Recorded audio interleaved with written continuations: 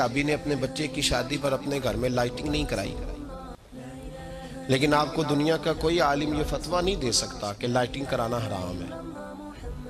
آپ شادی کے موقع پہ ساری گلی سجا لو، آپ ساری چھتوں پہ لائٹنگ کرا لو، کوئی آدمی یہ آپ کو فتویٰ نہیں دے سکتا کہ شادی کے موقع پر لائٹنگ کرانا جائز نہیں۔ کبھی سنا ہے آپ نے کسی سے؟ بولیے یہ جائز ہے، جائز پیسے ہیں تو ٹھیک، بلکہ میں اس سے آگے بڑھتا ہوں، اس سے تھوڑا اور آگے جاتا ہوں۔ حضرت عائشہ صدیقہ رضی اللہ تعالیٰ عنہ فرماتی ہیں میرا جو کمرہ تھا نا جس میں میں حضور کے ساتھ رہتی تھی اور ایک لمبا زندگی کا عرصہ گزارا، اس میں 3 آدمی سو سکتے تھے، چوتھے کے لیے جگہ ہی نہیں تھی، اور کچا تھا، کھجور کے تنے کھڑے کر کے اس پر کھجور کے پتوں کی چھت ڈالی گئی تھی۔ میں جب ہاتھ اٹھاتی تھی تو میرا ہاتھ اپنی چھت کو چھو جاتا تھا۔ یہ ہے سنت نبی پاک کی، یہ حضور کا طریقہ ہے۔ بتائیے پکے گھر میں، لینٹر والے گھر میں رہنا جائز کہ ناجائز؟ کیوں جی؟ حضور تو کچے مکان میں رہتے تھے، آپ نے کیسے پکا بنا لیا؟ اللہ کی محبوب علی دین کو اس کی اصل بات میں سمجھیں۔ آپ ایسا نہ کریں جس میں انتشار اور امت تقسیم ہو، اس کا اصل مزاج دیکھیں۔ مہندی کے موقع پہ اگر کوئی آدمی 6 دیگے دال چاول کی پکاتا ہے تو منع نہیں، جائز پیسوں سے پکائے، انہیں لائٹنگ لگوائی، کوئی منع نہیں، سارے محلے کو کھانا کھلایا، کوئی منع نہیں، بلکہ نبی پاک نے فرمایا بہترین مسلمان ہی وہ ہے جو سلام پہلے لے اور روٹی زیادہ کھلائے، تو بہترین مسلمان ہے۔ ناجائز کیا ہے؟ ناجائز ہے شادی کے موقع پر بینڈ باجا بجانا، اس میں رقص کرنا، اس میں بھنگڑے ڈالنا، عورتوں مردوں کا اختلاط ہونا، عورتوں کی مووی بنانا، یہ چیزیں ناجائز ہیں۔ تو جو ناجائز ہے اس پہ پابندی لگائی جائے گی، جو جائز ہے اس کے بارے میں یہ کہا جائے گا کہ بھائی احتیاط کی جائے، سنت کی طرف دیکھا جائے تو بہتر یہی ہے۔ لیکن اگر کوئی کسی آدمی کے پاس جائز پیسے ہوں، وہ 100 کنال کے گھر میں رہے، اگرچہ سنت یہ نہیں، اور یہ تو کوئی فتویٰ نہیں نہ دے سکتا کہ حرام ہے تیرا 100 کنال کے گھر میں رہنا، کہ ہے فتویٰ کہیں آپ نے سنا؟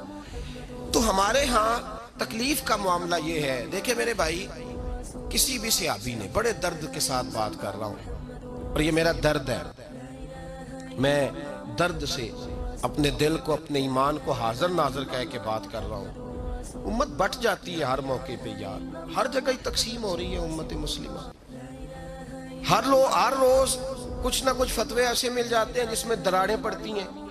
کسی صحابی نے کسی مسجد کے اندر اشتہار چھپوا کے، اعلان کرا کے درس قرآن کرایا ہے کبھی؟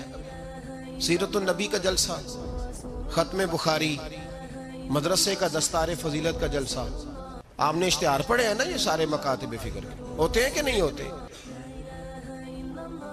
کسی صحابی نے اس طرح، وہ تو روز درس قرآن دیتے تھے، لیکن اس طرح اشتہار چھپوا کے، پوسٹر لگا کے، اور مصر سے کسی صحابی کو اسپیشل بلوا کے یا یمن سے بلوا کے مسجد کے اندر کبھی درس قرآن کے اجتماعات کرائے، سیرت النبی کے جلسے، ختم بخاری کے؟ او بھائی یہ ساری چیزیں حضور کے صحابہ کی سنت سے مروجہ انداز میں ثابت نہیں۔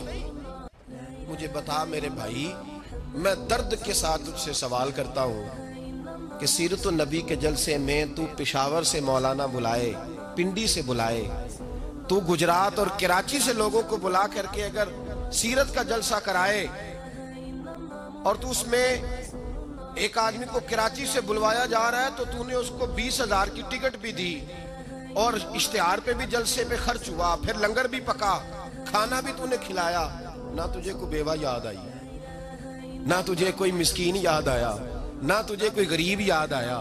حالانکہ کہنا چاہیے تھا نا یہ جو ₹1,00,000 لگ رہا ہے کسی بیوہ کی خدمت کر دینی چاہیے، یتیم کو دے دینا چاہیے۔ درد کے ساتھ بات کر، سوال میرا یہ ہے کہ وہی کام جو سیرت کے جلسے میں ہوتے ہیں، پہلے تلاوت ہوتی ہے، پھر نعت ہوتی ہے، پھر کسی عالم کا بیان ہوتا ہے، وہی کام صرف نام بدل کے کیا جائے، عید میلاد النبی نام رکھا جائے صلی اللہ علیہ وسلم۔ یہ میں آپ کے ذہنوں پہ دستک دے رہا ہوں، تقریر نہیں کر رہا، صرف دستک دے رہا ہوں۔ او بھائی دیکھو، ایک آدمی وہی کام نام بدل کے کرے تو جائز ہے، اور اگر اس میں نبی پاک کے میلاد کا نام رکھ لیا جائے یا نعت کا نام رکھ لیا جائے تو پھر مجھے اجازت دے میں تجھ سے سوال کروں کہ صرف تجھے حضور کی تعریف پوری لگتی ہے؟